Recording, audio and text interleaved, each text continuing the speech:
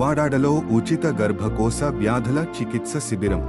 ఇందులో భాగంగా ఈరోజు 90 ఆవులకు మరియు గేదెలకు చూడి పరీక్షలు, చూడు కట్టనటువంటి పశువులకు తనిఖీ చేయడం జరిగింది.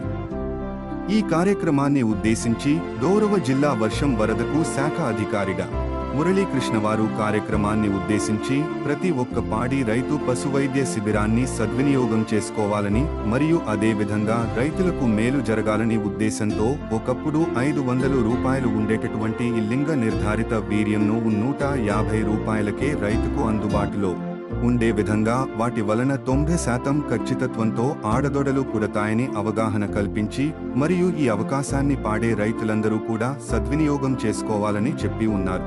వ్యాధి నిర్ధారణ విభాగం నుంచి పశు వైద్యులు డాక్టర్ లలిత గారు ఈ కార్యక్రమంలో వచ్చినటువంటి ఆవులకు మరియు గేదెలకు రక్త నమూనాలు సేకరించి వ్యాధి నిర్ధారించి పాడి రైతులకు లబ్ధి చేకూరే విధంగా సేవలు అందించారు.